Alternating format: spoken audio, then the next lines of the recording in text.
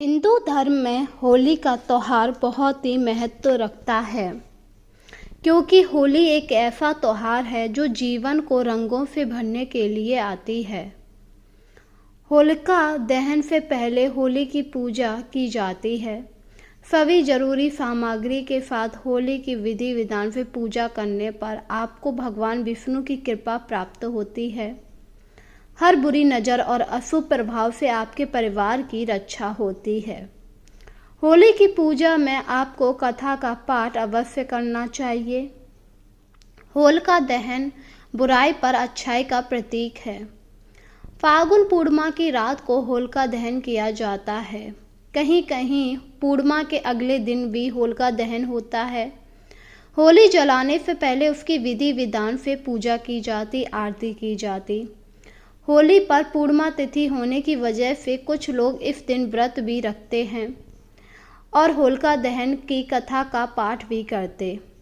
मानता है इस दिन कथा पढ़ने से विष्णु भगवान आप पर प्रसन्न होते हैं और आपको भक्त प्रहलाद की तरह सभी परेशानियों से बचाते हैं, जिस प्रकार उन्होंने अपने भक्त प्रहलाद को बचाया था।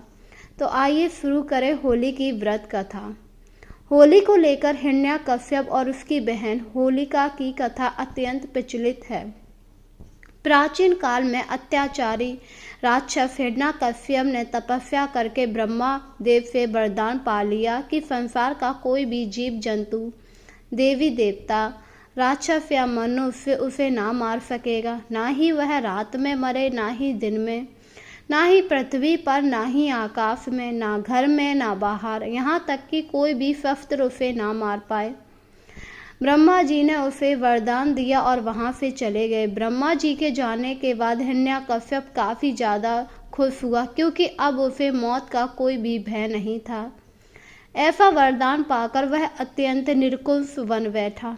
हिरण्यकश्यप के पापों को देखकर सभी देवी देवता काफ़ी ज़्यादा परेशान हुए, क्योंकि वह अपनी प्रजा पर काफ़ी ज़्यादा अत्याचार कर रहा था।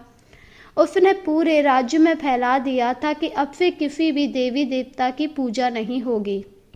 उसके राज्य में सिर्फ उसी को पूजा जाएगा। आसपास के नगरों में भी अब हिरण्यकश्यप को लोग पूजने लगे, क्योंकि जो भी उन्हें नहीं पूजता राजा उसे मृत्युदंड देता था। हिरण्यकश्यप का आतंक अब चारों तरफ फैलता जा रहा था, जिस वजह से लोग काफ़ी ज़्यादा परेशान थे। उधर ब्रह्मा विष्णु ने जब यह सब देखा तो उन्होंने इसका हल निकाला और विष्णु भगवान से कहा, अब आपको ही कुछ करना पड़ेगा।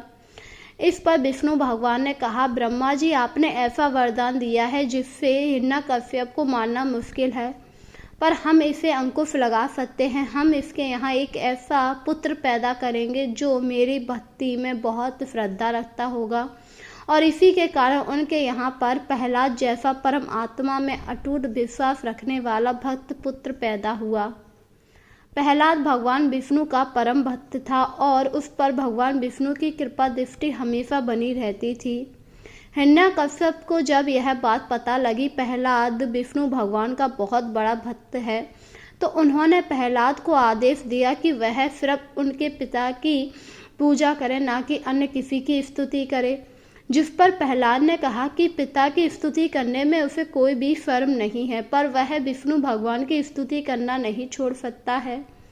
यह सुनकर हिरण्यकश्यप काफ़ी ज़्यादा क्रोधित हुआ, क्योंकि वह विष्णु भगवान को अपना शत्रु समझता था, और उसने अपने पुत्र से कहा, अगर तुमने अपने पिता की बात नहीं मानी तो तुम्हें मृत्युदंड मिलेगा। इस पर प्रहलाद मुस्कुराए और बोले, मुझे मृत्यु का भय नहीं है पिताजी, क्योंकि जिसके साथ स्वयं नारायण हो उसे मृत्यु का क्या भय हो सकता है।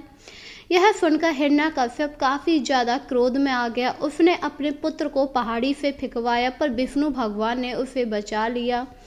हिरण्यकश्यप ने अपने पुत्र को कई बार मारने की कोशिश की, पर हर बार विष्णु भगवान किसी न किसी रूप में आकर उसे बचा लिया करते थे, जिस वजह से हिरण्यकश्यप काफ़ी ज़्यादा परेशान हो गया और उसने अपनी बहन होलिका को बुलाया, क्योंकि होलिका को भी वरदान के रूप में एक चुनरी मिली थी जो अग्नि से उसे बचाती थी। उसे वरदान था कि अगर वो अग्नि में उस चुनरी को लेकर बैठेगी तो अग्नि उसका कुछ भी नहीं बिगाड़ पाएगी। हिरण्यकश्यप ने अपनी बहन होलिका को सारी बात बताई और कहा कि वह अपने पुत्र को लेकर आग में बैठ जाए। अपने भाई की बात सुनकर होलिका प्रहलाद को लेकर आग में बैठ गई, पर वरदान होने की वजह से होलिका काफ़ी ज़्यादा खुश थी कि वह तो आग में जलेगी नहीं। पर तभी विष्णु भगवान की कृपा हुई और तेज तेज हवा चलने लगी। हवा के प्रभाव से चुन्नी प्रहलाद के ऊपर गिर पड़ी और होलिका उसी में जल गई। होलिका के मर जाने के बाद प्रहलाद को उनकी मां ने गोद से उठा लिया और काफ़ी ज़्यादा खुश हुई। इस प्रकार होलिका वहीं भस्म हो गई। तब पश्चात हिरण्यकश्यप को मारने के लिए भगवान विष्णु नरसिंह अवतार में खंभे से निकलकर गोधूल समय, सुबह और शाम के समय संधि काल में दरवाजे की चौखट पर बैठकर अत्याचारी हिरण्यकश्यप को अपने नाखूनों से मारा। क्योंकि अपनी बहन की मृत्यु के बाद हिरण्यकश्यप काफ़ी ज़्यादा क्रोधित हुआ और वह प्रहलाद को मारने पर उतारू हो गया। वह प्रहलाद को किसी भी तरह मारना चाहता था क्योंकि अपनी बहन का उसे प्रतिशोध लेना था, जिस वजह से विष्णु भगवान ने नरसिंह अवतार लिया था, जिससे बुराई पर अच्छाई की जीत हो सकी। पर नरसिंह भगवान काफ़ी ज़्यादा क्रोधित हो गए और उन्हें प्रहलाद ने ही शांत किया था और तब से होली का त्यौहार मनाया जाने लगा। होली वाले दिन हमें विष्णु भगवान की पूजा करनी चाहिए, जिससे विष्णु भगवान आपकी सभी मनोकामनाएं पूरी करेंगे। होली का त्यौहार हिंदू धर्म में बहुत ही महत्व रखता है। इस दिन रंग बिरंगे रंगों से अपना जीवन रंगते हैं। होली वाले दिन आपको पूरी श्रद्धा के साथ विष्णु भगवान की पूजा करके होलिका दहन करना चाहिए और अपने जीवन की सारी नकारात्मक ऊर्जा को उसमें दहन कर देना चाहिए। अपने सारे नकारात्मक विचार को होलिका में दहन कर देना चाहिए, क्योंकि कहा जाता है अगर आप अपनी सारी बुराइयों को होलिका में दहन करते हैं तो इससे आपके जीवन की एक नई शुरुआत होती है। क्योंकि होलिका अच्छाई की जीत के लिए जानी जाती है, क्योंकि होलिका के मरने पर बुराई पर अच्छाई की जीत हुई थी। इसलिए पूर्णिमा होलिका की दहन पर हमें व्रत रखकर विष्णु भगवान की पूजा करनी चाहिए। तो बोलो जय विष्णु भगवान।